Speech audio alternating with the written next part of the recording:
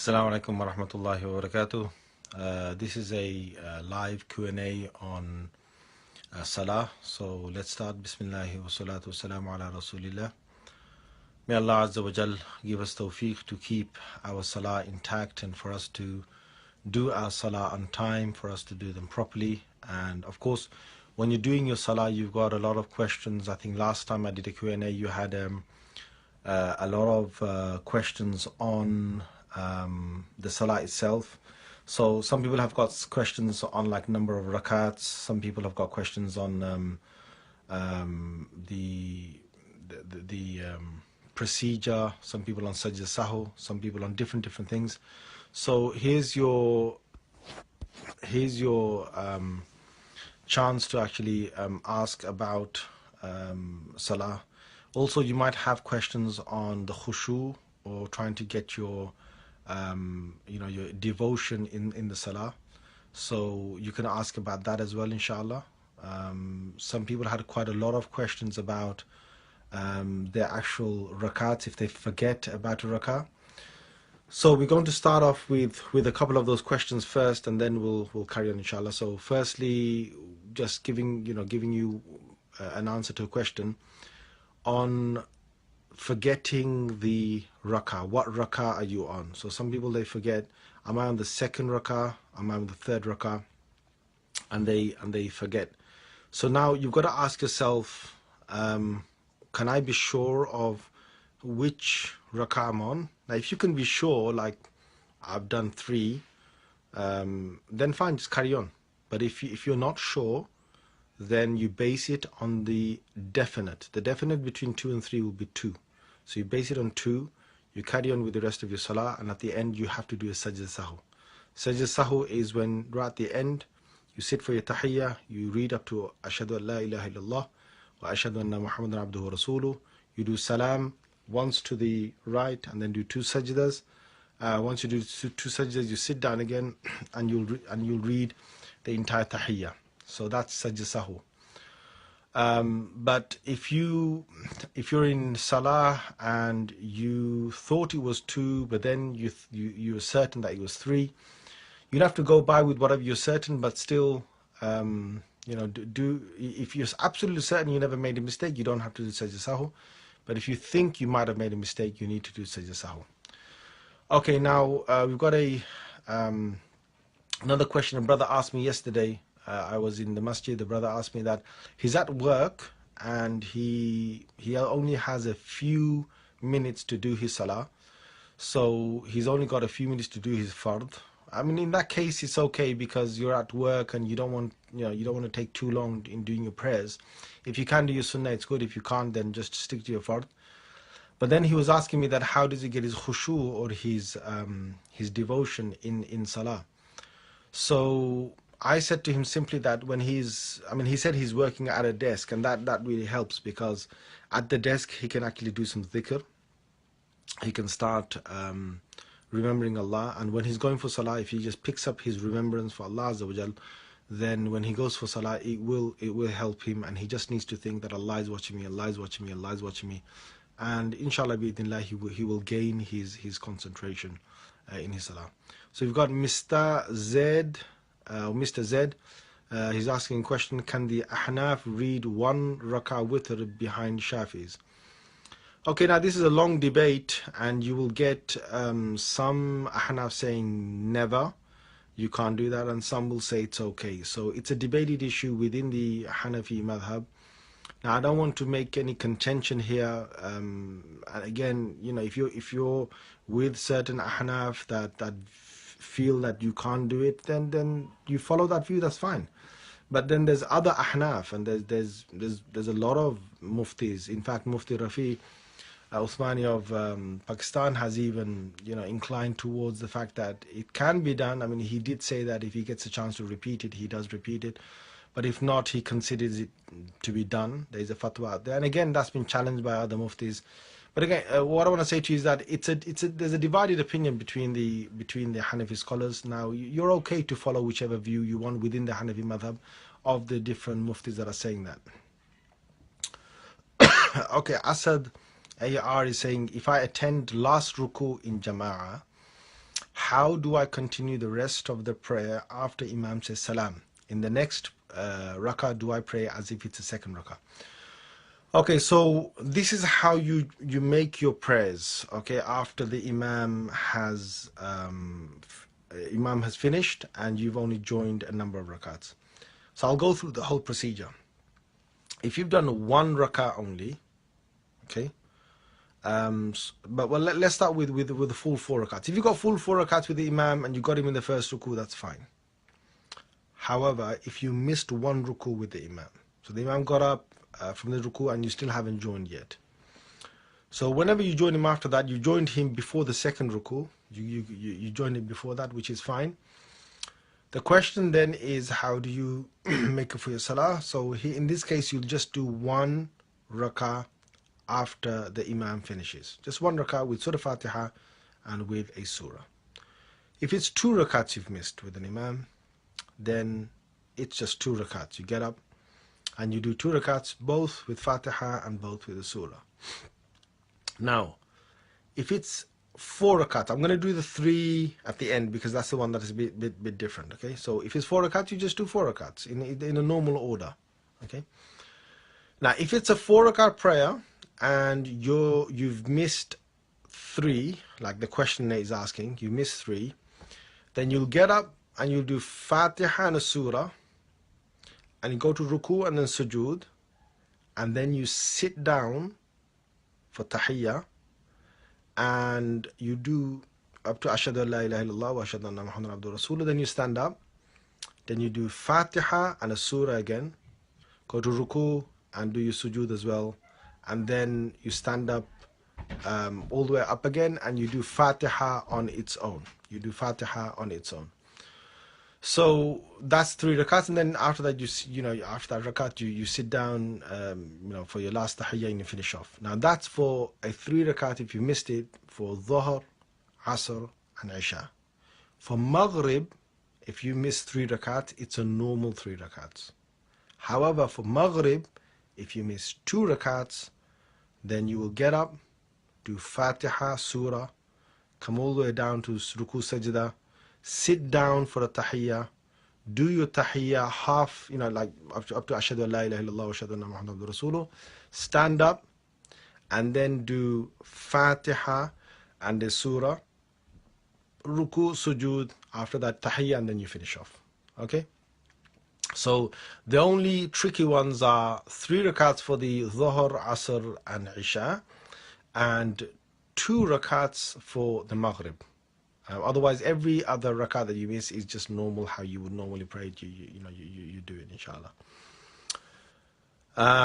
Okay, that's Asad A.R. Ali. That was the question from him. Muhammad Hamid is asking, I have a driving job in London. I am in the road long periods of time. If I have wudu, I'm able to sit in my car and pray. Is this acceptable? Muhammad Hamid, is best that you find a place to stand up and you pray. So there are many service stations where you can pray.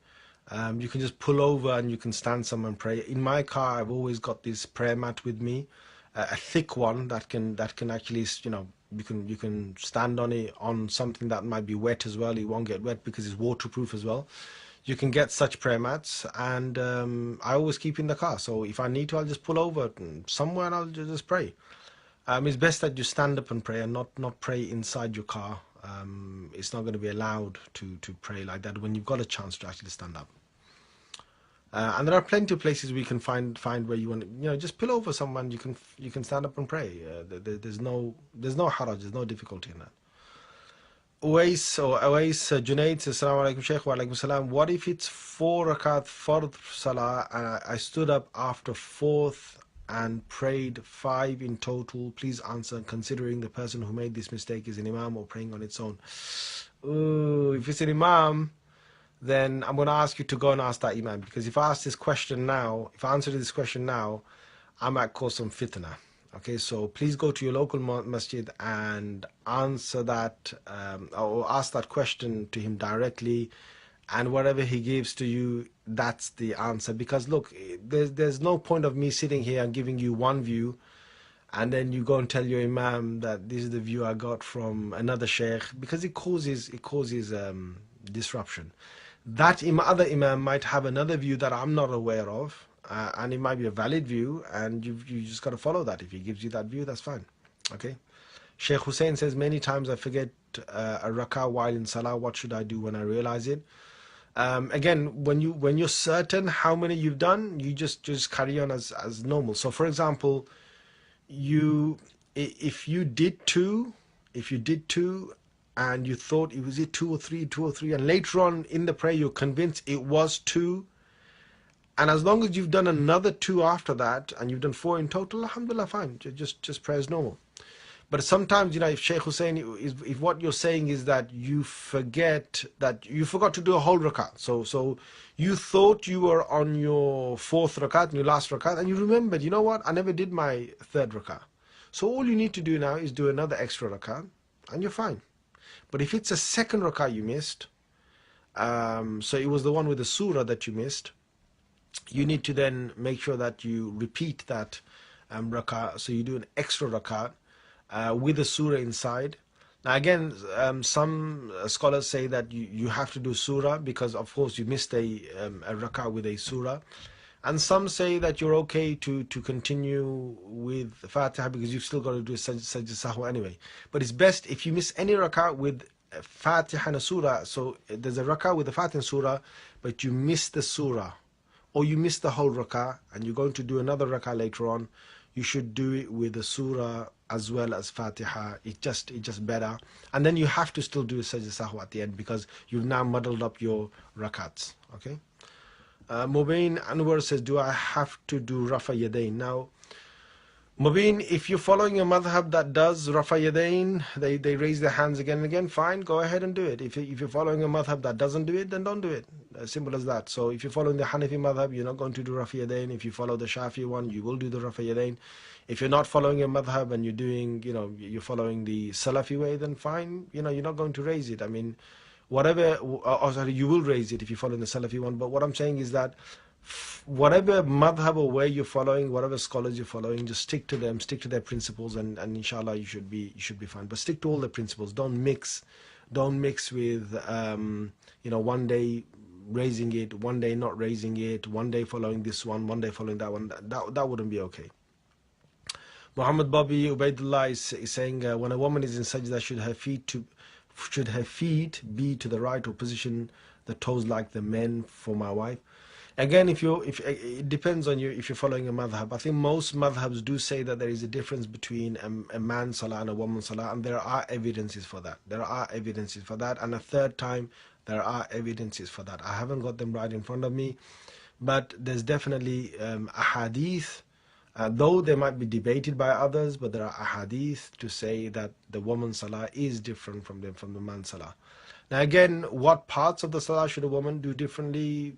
That's up to that madhab. Now, if you're not following a madhab and you're doing it, as some of our Salafi brothers do, then fine. You want the woman to pray like a man. If that's your madhab, that's your madhab. Then your wife will be praying like that.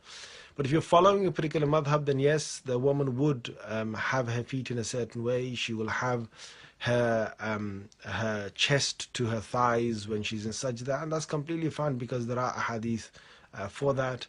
And just because the men were dressed in a certain way doesn't mean that the women were dressed exactly in the same way. Just because the Prophet ﷺ has said, "Sallu kama ra'aytumuni usalli," pray as just as I've told you, just as you see me praying, pray like that. Yes, he said that. Now again, the whole point is, was he talking to men at that time? Was he talking to men and women at that time? There's a whole debate, okay? And please don't start wrangling with these things. Oh my God, in this book it says this, that's Imam says this, my mother says this is the right thing, and if you don't follow this, then you are X, Y, Z, and don't start all of that, okay? Every Imam has got their own adillah, they've got their evidences, and we all, we praise these Imams, and they've all got evidences, and whichever one you're following, alhamdulillah, stick to that, okay? Stick to that, inshallah. If you're in doubt about madhabs, again, please watch my YouTube video, So Who's Right? So Who's Right? WHOSE, Who's Right? Check that up, inshallah, and then you can see me talking about the madhabs and so on. Assalamu alaikum wa rahmatullahi wa barakatuh. From Munira Abdul Rahman Batil. Wa alaikum salam. Sheikh, pray you are well, alhamdulillah. What is the ruling on children praying after the age of 7? Is it all 5 times daily salah, knowing what to read in the salah as well? Please elaborate.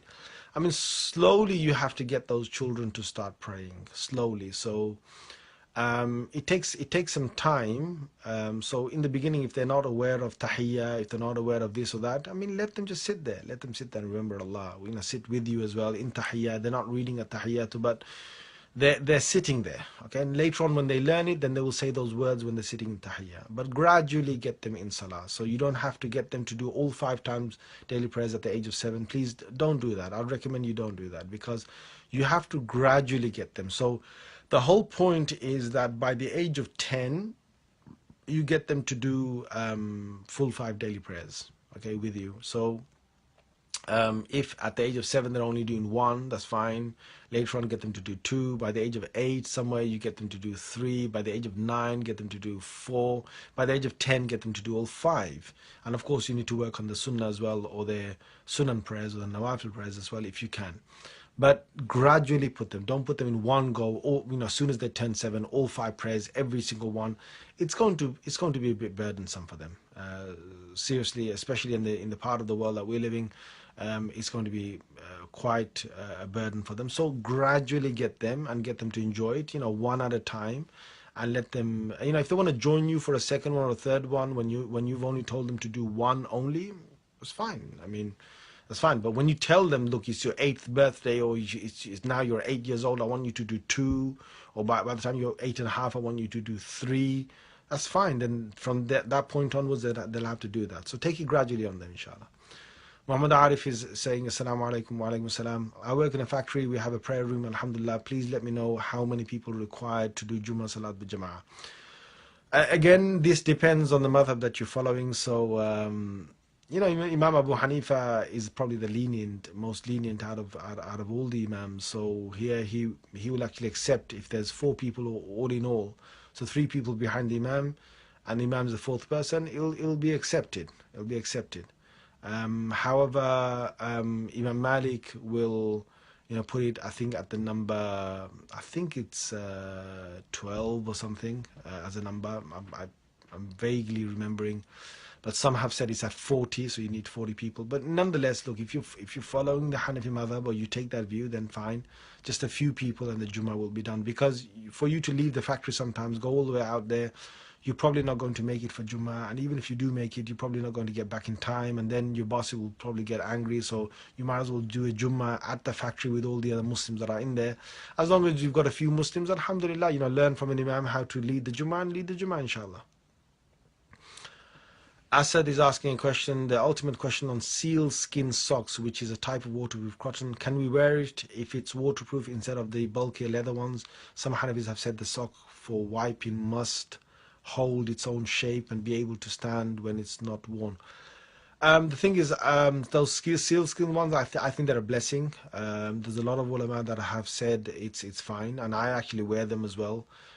Dex shells socks or something. I find they're breathable as well. They've been tested with a few ways, and I think it's fine. It's fine because water doesn't seep through them, and they're quite strong as well. So, from my view, it's fine, and I actually use them as well. Tahira Hussein says, Assalamu alaikum wa alaikum salam. If you do Jama'ah with your wife, is there a certain distance you have to keep from each other? Well, according to the Hanafi madhab, it should be 1 saf at least. So the husband stands in front and the wife stands 1 saf behind. Okay, that's the way, at least 1 saf behind. That's the way it should be in the Hanafi madhab. I'm not sure about other madhabs on that one, okay? Salam Shaykh wa alaikum salam. This is from Nahid Rahman. Can you explain if you have to recite Fatiha only in 3rd and 4th rakat of Sunnah Salah? Is there a difference if the Sunnah Salah is mu'akkada and ghayr mu'akkada? All mu'akkada, Sunnah mu'akkada Salahs and all Sunnah ghayr mu'akkada Salahs in the 3rd and 4th rakat, you have to do a surah with it as well. If you fail to do the surah, you have to do Sajda-Sahu at the end of your salah. Okay. Only in fard, in the 3rd and 4th rakat, you only do Fatiha and no surah. Okay, Nadir Ahmad is asking a question. Why do we women, what do we women do when we're on a flight and it's prayer time, but there's no space in the back of the plane to pray? Do we wait to reach the destination, or do we sit and pray on our seats? It's at that time, and some have said pray in your seats and then repeat it when you get down to the ground again. Some have said when you pray on your seat, it's done. You don't have to repeat it later on. Some have said that you don't pray at that time, just wait till you can stand up and then you pray at that time. I personally believe that if you've got no, like, if something is difficult for you to do, it's really difficult, then Allah drops it. It's very clear in the Sharia, it's very clear in many fiqhs that, if you can't, normally if a person is unable to stand up and pray, then they can sit down and pray. That's quite clear. So if you're in a plane and at that moment when Salah is around and you've got no other time to pray, but this is the only time to pray that Salah within his time, and you can't stand up and pray it for some reason, then at that time standing has been dropped. For you to sit down and pray is fine. Okay, that's my view. But again, you might find muftis and other people of fiqh that might disagree with this, and that's fine. That's their view with their evidence. And please don't use one against another. Don't say, oh, this mufti said that mufti said this person says that.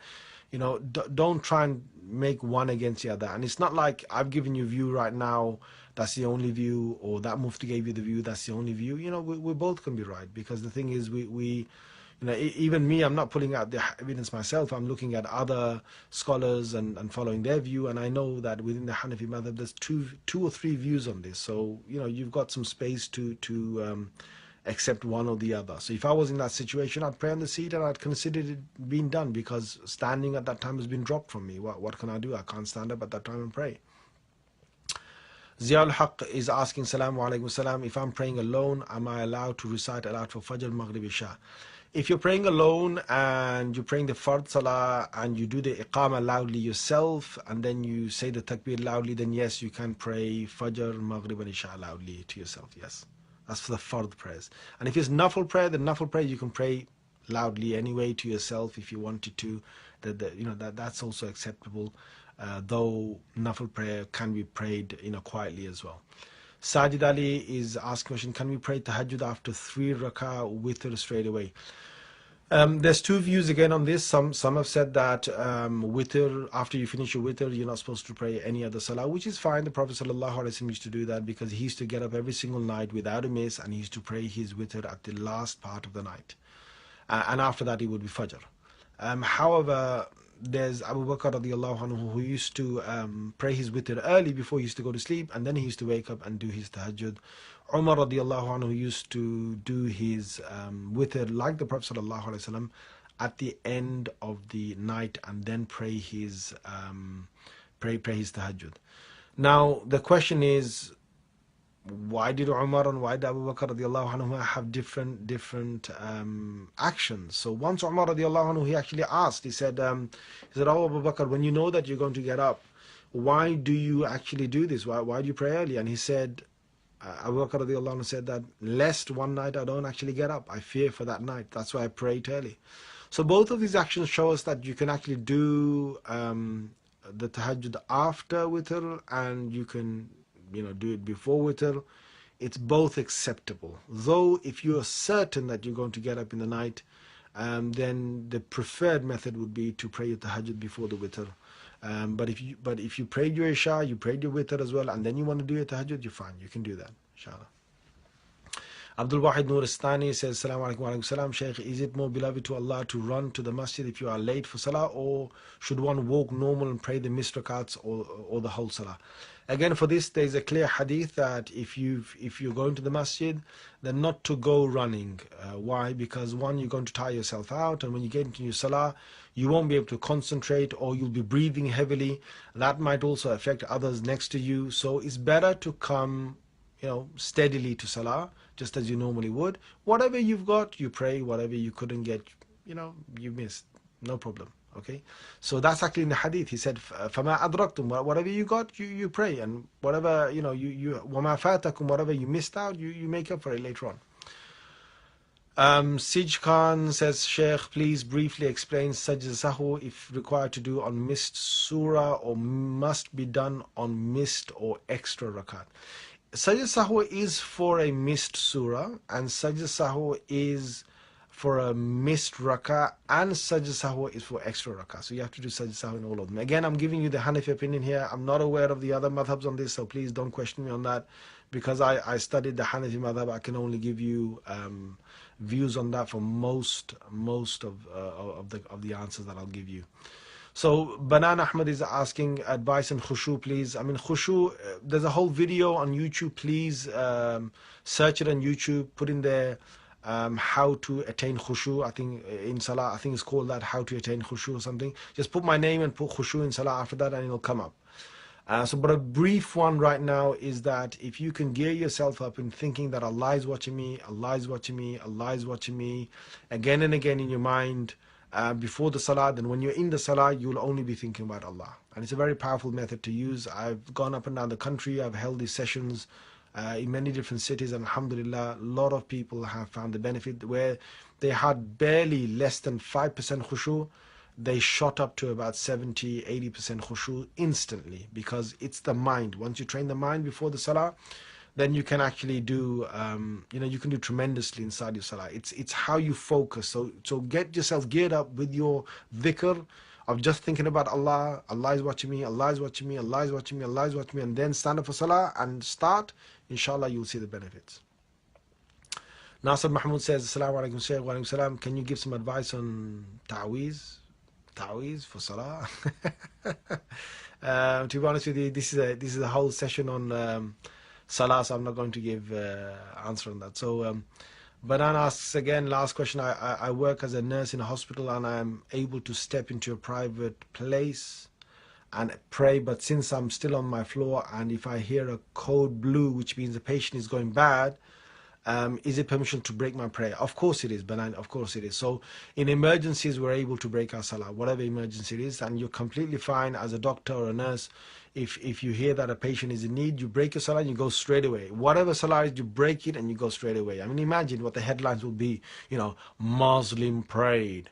Muslim was praying while patient was dying. I mean, you'd cause, we already got enough trouble anyway. But our Sharia actually allows us to break our salah for emergencies. So please bear that in mind, yeah? Okay, Ziaul Haq asks a question for someone who someone who hasn't memorized the required surahs. Is there a simpler form of Salatul Istikhara? Look, Salatul Istikhara is simply with any surah or any 3 ayats from the Quran after your Fatiha. And that will be enough for you to get your Salatul Istikhara done. The actual dua after the salah, you don't have to memorize that. You can look in and you can read it, inshallah. Okay, but if you don't know any surahs, then in the place of the surahs, you should just maybe say some tasbih or something. That's only if you don't know any surahs, you don't know 3 ayats of the Quran anywhere, you haven't memorized it, then for you is that. Otherwise, you have to redo the surahs or the Quran. Someone's asking me about McDonald's halal. My friend, this is about salah, not about McDonald's. Yeah, we don't eat in salah, you know what I'm saying? Like, yeah. Okay, Mobin is asking, is it sunnah to wear a topi for salah, a hat for salah? Again, look, guys, don't drag me into all of these, crazy debates that you've got, right? So, according to, as far as I know, according to all the different madhabs, if you did pray without a hat, your prayer would be accepted. Although there's a whole difference of opinion on what is preferred. So you will get a lot of ulama saying that it's preferred to have your hat on your head or have it covered and so on. So, but is it actually accepted? It will be accepted, but you need to think, well, we're standing in front of the King of Kings, so how would you want to dress in front of the King of Kings? I'm not saying again that it's not allowed, but all I'm saying is please think about it. I don't want to be dragged into this, oh my God, Shaykh said this, and he said it's going to be allowed without having it on your head, so why do you have to have it? I'm not saying that. You got a chance to wear your hat on your head, you got a chance to wear your imam on your head or whatever, do it because you're standing in front of the King of Kings, okay? But at the same time, what I'm saying to you is that if you see someone without a hat on their head, don't consider them as a person who's not even worthy of standing for salah. Don't do that. There's two extremes, and don't put one against another as well, please. Yeah. Alfaz Ruhan Ahmad is saying, Assalamu alaikum wa alaikum salam. What breaks the salah? Some people say if you move both hands, for example, using both of your hands to scratch your knee, etc. Look, you're not supposed to do anything in salah where you move both hands to an extent where someone who's an onlooker looks at you and thinks that, you know what, is that guy in salah or is he not in salah? If someone gets that impression of you, and you've moved it for more than 3 subhanallah, like you've got your both hands and you're like, you're doing this in salah, for more than 3 subhanallah, you're doing this, you're fixing yourself up. I mean, if somebody looked at me, walked in the room right now and saw me like doing that, they wouldn't think I'm in salah, and that's why that would consider it being broken. So if you have to move your hand for any necessity, then move only one hand. Don't move both hands, unless it's emergency or something, which is a different case. Okay, Mahmoud Chaudhry says he wants this to be on YouTube later on. Again, look, guys, if you want to take this video and put it on YouTube, fine, but I haven't got the time to do this. Okay, so Munir Abdurrahman says, please upload a full recording of this as I asked a question but unable to listen as it continues to say paused. Again, look, listen to it later on, inshallah. Once it's uploaded, you can wind back and listen to it. Just remember the minutes that I answered your question, and then you can play it back and listen to your answer, inshallah. Umar Ahmed Mia says, Assalamu alaikum Shaykh wa alaikum salam. Is it permissible to pray salah behind people of bid'ah or those that curse the Sahaba and the mother of the believers? Again, if you know for certain someone is doing that, then it's, they've probably got beliefs that go against your whole beliefs and so on, and for them to curse the Sahaba and so on, curse the mothers of the believers, if you know that Imam is doing that, then I certainly will be very uncomfortable in praying behind such people. I wouldn't want to pray behind such people. But sometimes you don't know, and if you don't know, don't assume about the Imam, he's this, he's that, and so on. It's best to give the benefit of the doubt. I mean, this particular question is probably talking about certain Shia sects. So again, it depends on the actual belief itself, and if you're certain that these people have got the beliefs, that according to that, you would make your stance. Okay, and again, look, if people are out there and they're listening to this and they're thinking, well, what do we do? Look, just take it easy, guy, okay? Every imam should be fine to pray behind unless you hear something to the contrary, and you need to approach the imam directly or get solid evidence before you make any move about it, okay? And we don't want this whole fitna about, oh my God, this imam might be this imam might be that. It really doesn't go anywhere. It causes a lot of fitna, it causes a lot of tribulation for the Muslims. And it breaks our unity between us. So unless there's a good reason, please don't start believing X, Y, and Z about an imam. Safiya Bodiyat says, Assalamu alaikum wa rahmatullahi wa barakatuh. Wa alaikum salam wa rahmatullahi wa barakatuh.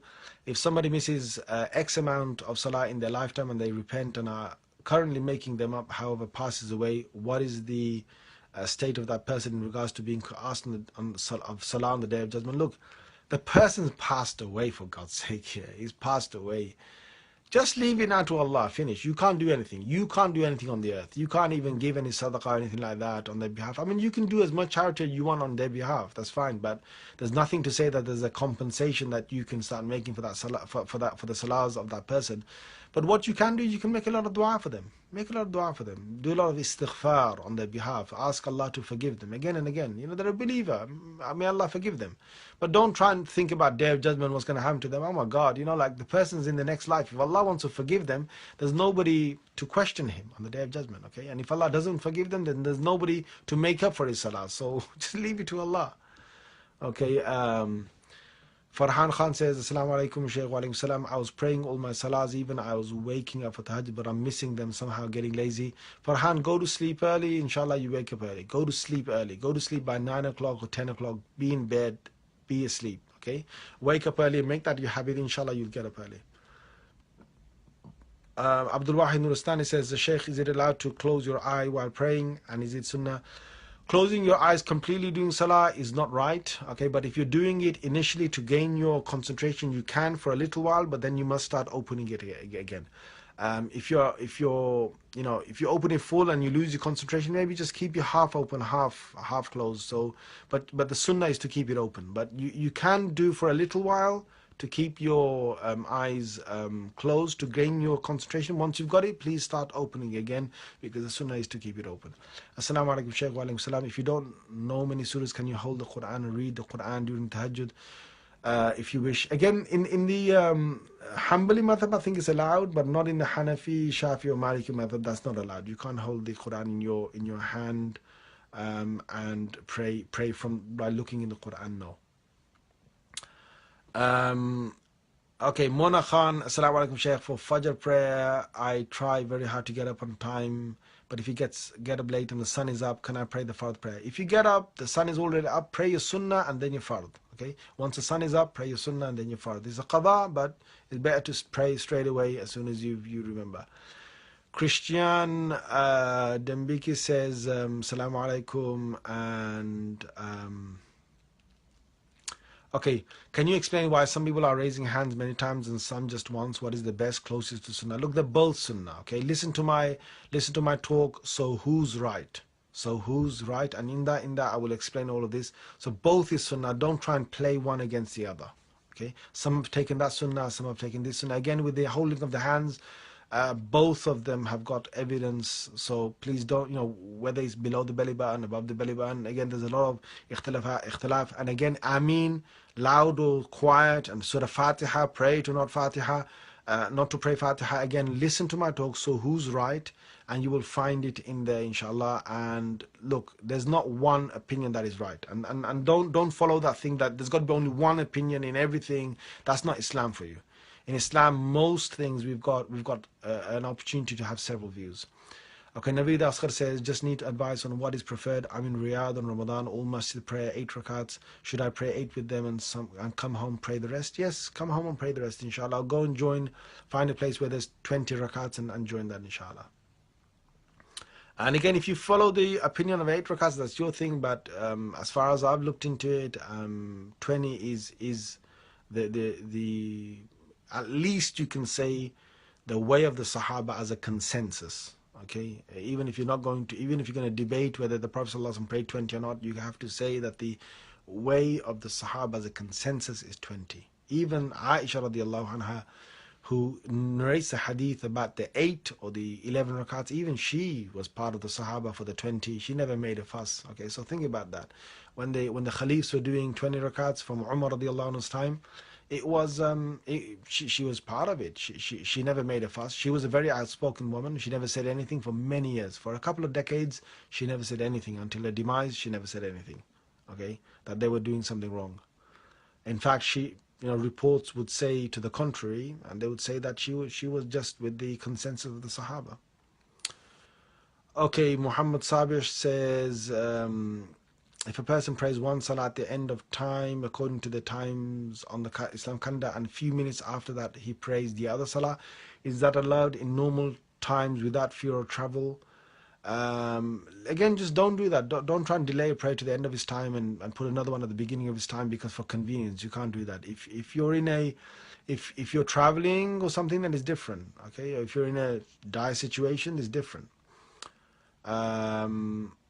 Assalamu alaikum. Somebody is asking, can you do Rafulyadain for Hanafis in Salah? Why do you want to do that? You're a Hanafi, okay? Just follow the once, bring your hands up. That's a Sunnah for you. That's finished, done. You get the full reward for it. Don't worry about it. Assalamu alaikum, Shaykh. I know this is off topic, but I watched your video, tips on Hajj. Wow, okay, so fiqh of Hajj, can I do some other time, please? When Hajj is coming, then we'll do one on that, inshallah, right now, Salah. Shaheen Shahid says, what do I do if I join the Jumah Salah after the khutbah has been done? You just carry on as normal. You lose a lot of reward, but it'll still be counted. Try and come next time on time. Khalil Sabawun says, Assalamu alaikum, Shaykh. I always get confused. If I get into Jama'ah Maghrib time, the third rakah, how to complete the rest? Again, I've answered this question at I think one of the first questions of this session. So please, once it goes live, please listen to it and go back and listen to it. Alfaz says, is it true that the way you perform your wudu reflects on the way your salah is executed? Your mind wanders away whilst doing wudu, your mind still wanders during salah. That's not true. you can still make your mind concentrate in salah if you want to. Okay, watch my video, how to attain khushu in salah, on YouTube. Inshallah, you'll get a lot of tips on that. Mukhtar Muhammad says, make dua. My dua is there for you. Make dua for me as well. Hamid Nurstani says, Salaam alaikum, Shaykh. Wa alaikum salam. When the imam, while in salah, recites ayah of sujood and doesn't make sujood tilawa, should I correct him by saying subhanallah? Sujood tilawa, maybe you meant Sajda-Sahu. Look, if you think that the imam needs correcting, you correct them, but I didn't really get your question. Okay, so Tahir Hussein says, can a man lead salah for his mom and sisters without any other man praying behind him? Yes, he can. Okay, that's with just family members, fine. Mukhtar Muhammad says, can I say what I want in sujood in fard prayers? You can say the tasbihat. Best in fard prayers is to restrict it to only Subhan Rabbil A'la, Subhan Rabbil A'la wa bihamdi, and the ones that are said in the Sunnah, fine. For nafil prayers, you can say extra tasbihs, that's fine. But for the fard prayers, you want to really just restrict it to what the Prophet ﷺ used to say in his sajdas. Okay. Alfaz, I think it's his fifth question now, but anyway, can you show us how to hold our hands in salah? I have been told by some we hold our hands up to our chest. Some have said below your belly button. Look, what you do is, look, go to YouTube, and there are a number of videos on there. If you want to look for the Hanafi one, just put how to pray salah Hanafi, and there'll be whole videos to show you where to hold the hands and so on. If you want the how to pray salah non-Hanafi, like, you know, not madhab, there's even ones over there, so look at that and pray accordingly. Hasan Imam says, are you allowed to make dua in sujood? Yes, you are, according to, don't use Quranic duas in salah. Use these duas from the Prophet ﷺ, that will be fine. And you know, if you want to use anything Arabic, that's fine, as long as it's, you know what you're saying, that's fine, but not in any other language. Mukhtar Muhammad, okay, Muhammad Hashim says, Sheikh, what's your mobile number? My mobile number is 999. Okay, thank you very much. Yeah, you think I'm going to give you my mobile number on this session? Crazy guy. Mukhtar Muhammad says, yes. Are you allowed to make okay, that's been answered. Sajid Khan says, is it permissible to pray sitting in a car during travel? I've already answered that, so please rewind back again. You shouldn't do that. If you've got any way of standing up, coming out and standing up, you should come and stand up, okay? On a service station or wherever you can, okay? Farhan Khan says, what about my 5 salahs I'm missing? What do you do to get back in routine? I'm feeling very bad but still missing them. Farhan, just think about death, okay? Think about death. If you died right now, then would you have time to enjoy what you're enjoying right now? Okay, simple. Just sit down, think about death. Think about dying. Think about going to the Akhirah. Think about, go to a graveyard. Go and stand there. Go and look at the Muslim graves. Go and see the you know, the stones, and look at the ages, and just concentrate and spend some good time there. You know, and then think. You're going to be there very soon, okay? So you better start praying. So get yourself to motivate yourself, inshallah.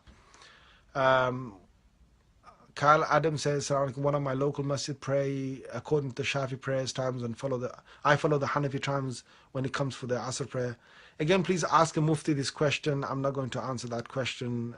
Ask a mufti of your madhab what you should do. I'm not a mufti. Hasan Imam says, are you allowed to read Dhuhr and Asr together? I've heard some people who are busy at work pray together. Look, it depends on the madhab you're doing. The Hanafi madhab won't allow that, and many madhabs won't allow that. I think, you know, some brothers who don't follow a madhab might be ending up doing that, but that's their madhab, okay?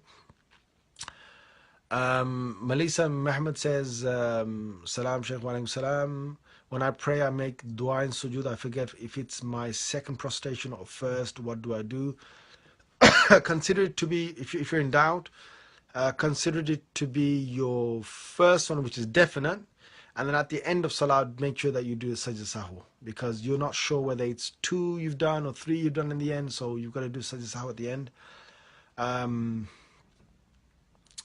Okay, so can we have any more questions? Let me just see. Aman says, Salaam alaikum wa alaikum salam. What does one do when behind an imam in salah, but he is, for example, Hanafi and recites the surah after Fatiha? right way, but the fellow is Shafi and he must recite the Fatiha in Salah. Look, if it's to do with the Shafi, again, ask a Shafi scholar about that. As far as the Hanafis are concerned, then we will only, we don't need to we need to stay silent because the Imam is reciting on our behalf. But if it's another madhab, please ask a mufti of your madhab.